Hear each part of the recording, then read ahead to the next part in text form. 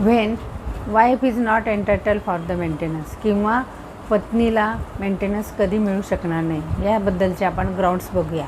तर first ground आहे तो ॲडल्ट्री. ॲडल्ट्री म्हणजे व्यभिचार. व्यभिचारी पत्नी असेल तरी पती नाकारू शकतो. आता दुसरा ग्राउंड आहे की वॉइड मॅरेज असेल, तर जर बेसिकली ते मॅरेजच वॉइड असेल किंवा त्याच्यामुळं ते लग्न मान्य नाही, तर अशा कारणातसुद्धा त्या पत्नीला तो मेंटेनन्स देण्यासाठी बांधील नाही. आता तिसरा ग्राउंड आहे की तो समजा इन्कम जास्त आहे पत्नीचं आणि ती जर स्वतः सेपरेटली राहू शकते आणि मेंटेन करू शकते, तर त्या ग्राउंडवरही पती मेंटेनन्स नाकारू शकतो.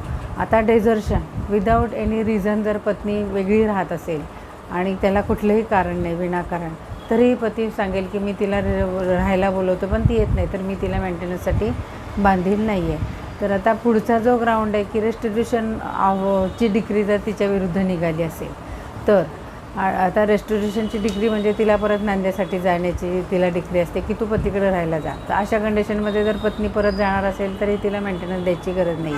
आता विदाऊट रिझन, तर ते पती पत्नी स्वतः इच्छेनेच म्हणतात की आम्हाला वेगळं राहायचं आहे, तरीसुद्धा तर तो इंडिपेंडेंटली ती मिळवते आणि ते दोघं वेगळे राहत आहेत विदाऊट डायव्हर्स, तरी तो म्हणेल की ती वेगळं राहते तर मेंटेनन्स मी देणार नाही. म्हणजे अशा प्रकारचे ते ग्राउंड आहेत. आता बायगेमी हा एक आहे की सेकंड मॅरेज केलं आहे बाईनी, तर त्या पत्नी समजा त्याला समजलं की याने सेकंड मॅरेज केले, तरी त्याच्यानंतर ते ॲटोमॅटिक तिला मेंटेनन्स नाकारू शकतो की तो ग्राउंड तिला दुसरा सोर्स मिळालेला आहे. अशा प्रकारे जर हे ग्राउंड्स आहेत की ह्या ग्राउंड्सवर नाकारू शकते की पत्नी ही मेंटेनन्ससाठी अपात्र आहे, आणि हे ग्राउंड्स फेवरेबल आहेत की पतीसाठी, म्हणजे ह्याचा दोन्ही साईडला तिला उपयोग होऊ शकतो.